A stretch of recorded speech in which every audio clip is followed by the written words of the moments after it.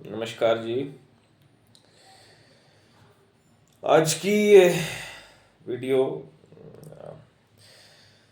दशमांश चार्ट पर बेस्ड है। दशमांश चार्ट, जिसको कि ज्योतिष में करियर भाव से संबंधित एक षोडश वर्ग चार्ट माना जाता है। अब हम समय वेस्ट ना करते हुए सीधा मेन टॉपिक पे आते हैं। आपके जीवन का प्रारब्ध अगर आपको देखना है कितना लाए हो, करियर में क्या क्या बाधाएं आएंगी, जीवन में कर्म किस प्रकार के करोगे,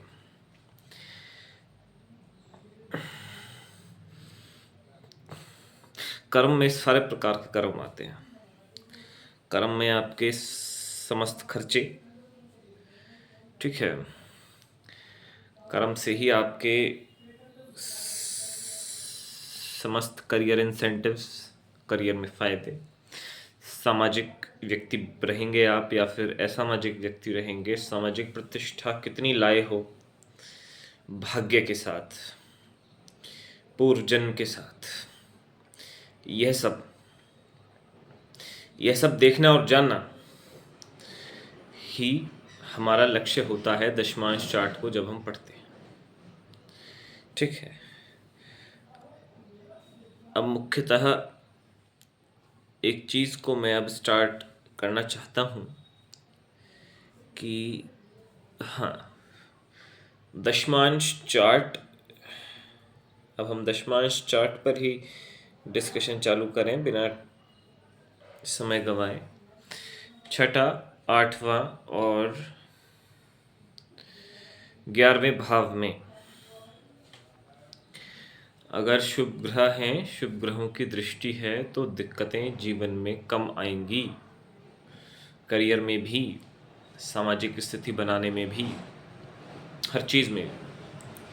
ठीक है, लेकिन अगर यही चीज़ें आपकी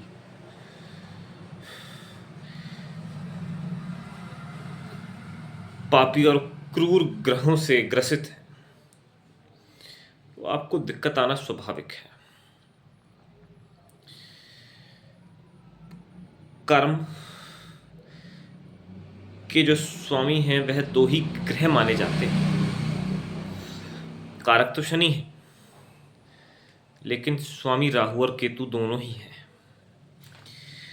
आपके द्वारा कोई सही कर्म तब तक हो ही नहीं सकता जब तक राहु केतु में प्रॉपर समन्वय या फिर एक दूसरे के वो पूरक ना सिद्ध हो जाए या बन ना जाए।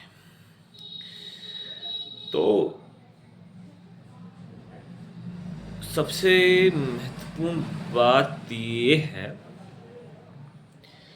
कि आप अगर इन सब चीज़ों से निकलना चाहते हैं, खुद को प्रोटेक्ट करना चाहते हैं कि आपके जीवन में कोई भी काम रुके नहीं, सफलताएं आए। धन की अभी यहाँ पर चर्चा नहीं करेंगे, सिर्फ कार्य सिद्धि से संबंधित। फिर चाहे कोई व्यक्ति पॉलिटिक्स में कुछ करना चाहता है, ठीक है, तो सूर्य जो कि शनि के शत्रु माने जाते हैं, आप ज्योतिष में एक चीज़ सदैव याद रखें, जो ग्रह एक दूसरे से बिल्कुल शत्रु समान है, वही राहु और केतु का स्वरूप अपने ऊपर रखते हैं, जैसे कि गुरु ग्रह और शुक्र ग्रह। ठीक है, तो हर प्रकार के ग्रहों में शिव और शक्ति की जो धारा है वह प्रवाहित होती है। शुक्र में अगर शक्ति की धारा प्रवाहित होती है तो गुरु में शिव की धारा प्रवाहित होती है। शक्ति अर्थात प्रकृति, प्रकृति अर्थात प्राकृतिक भोग, जो समस्त संसार में लोग जिनको भोगने हेतु व्याकुल रहते हैं। शिव अर्थात जो भी समस्त बुद्धिमत्ता संबंधित कार्य, इंट्यूशन संबंधित कार्य, चेतना संबंधित कार्य, लेखन, ध्यान लगाना, योगा, मेडिटेशन,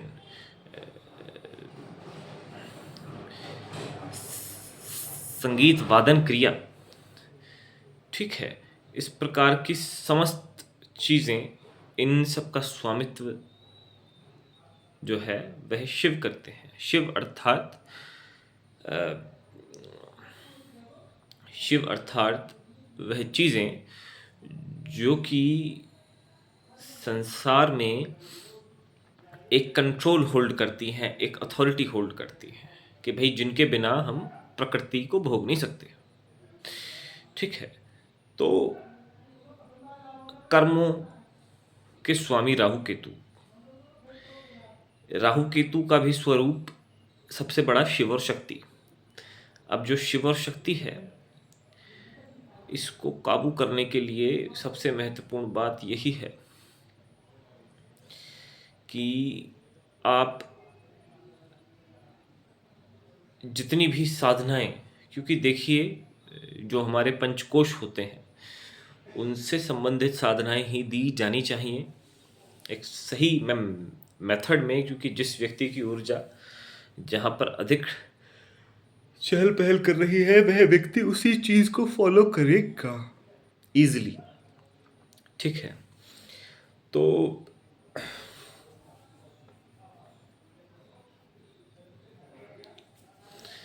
सबसे महत्वपूर्ण यही बात है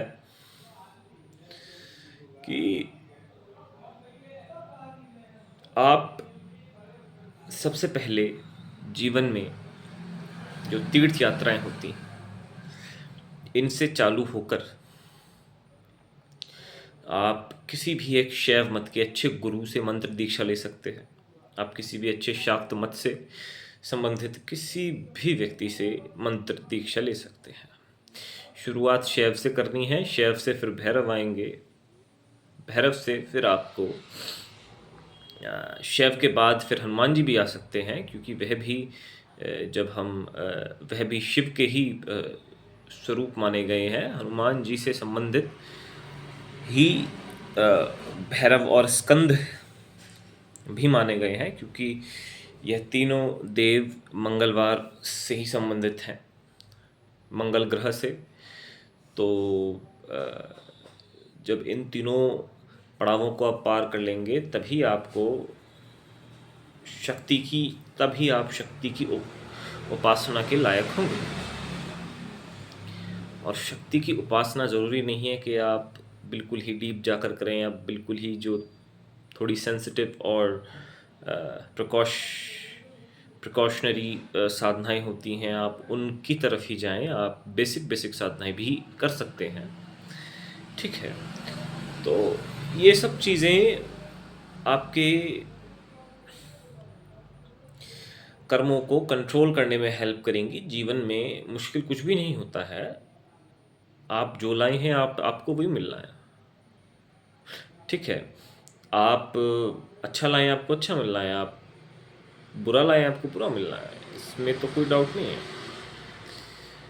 तो यही सब सारी चीज़ें हैं। बाकी आप अपना ख्याल रखें और इस वीडियो को एंड करते हैं। रेमेडीज़ हमेशा वो करें जो कि आपको सिंपल लगती हैं, यही सबसे बड़ा एक सूत्र होता है। वही चीज़ें आपको लाभ भी देंगी। जो चीज़ें लगी आपको हार्ड रही हैं, आपका मन नहीं मान रहा है, तो उन चीज़ों से दूर हो जाएं, वो आपके लिए बनी भी नहीं है, ठीक है जी। नमस्कार।